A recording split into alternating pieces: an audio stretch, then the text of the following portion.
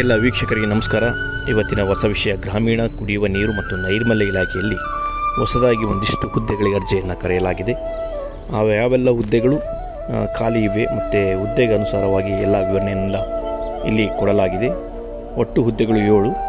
ಶೈಕ್ಷಣಿಕ ಅರ್ಹತೆ ಅಂದರೆ ಅರ್ಜಿ ಸಲ್ಲಿಸಬೇಕಾದರೆ ಅಭ್ಯರ್ಥಿ ಯಾವೆಲ್ಲ ಶೈಕ್ಷಣಿಕ ಅರ್ಹತೆಯನ್ನು ಹೊಂದಿರಬೇಕು ಅಂದರೆ 7 ಹುದ್ದೆಗಳಿಗೂ ಕೂಡ ವಿಭಿನ್ನವಾದ ಶೈಕ್ಷಣಿಕ ಅರ್ಹತೆಯನ್ನು ಆ ಅಭ್ಯರ್ಥಿ ಹೊಂದಿರಬೇಕಾಗುತ್ತೆ. ಅದೇ ರೀತಿಯಾಗಿ ವೇತನ ಶ್ರೇಣಿ, ಆಯ್ಕೆಯಾದಂಥ ಅಭ್ಯರ್ಥಿಗೆ 1 ಲಕ್ಷದಿಂದ 1,50,000ವರೆಗೆ ವೇತನ ಶ್ರೇಣಿ ಇದೆ. ಮತ್ತು ಆಯ್ಕೆಯ ವಿಧಾನ ಅಂದರೆ ಆಯ್ಕೆ ಹೇಗೆ ಮಾಡಲಾಗುತ್ತೆ, ದಾಖಲಾತಿ ಪರಿಶೀಲನೆ ಆಗಬಹುದು ಮತ್ತು ಸಂದರ್ಶನ ಇರ್ಬೋದು. ಮತ್ತು ಅರ್ಜಿ ಸಲ್ಲಿಸಲು ಇಲ್ಲಿ ಯಾವುದೇ ರೀತಿಯ ಶುಲ್ಕ ಇರುವುದಿಲ್ಲ. ಅರ್ಜಿ ಸಲ್ಲಿಸುವಂಥ ಪ್ರಾರಂಭದ ಮತ್ತು ಕೊನೆಯ ದಿನಾಂಕವನ್ನು ಕೂಡ ನಾವಿಲ್ಲಿ ಕೊಟ್ಟಿದ್ದೀವಿ.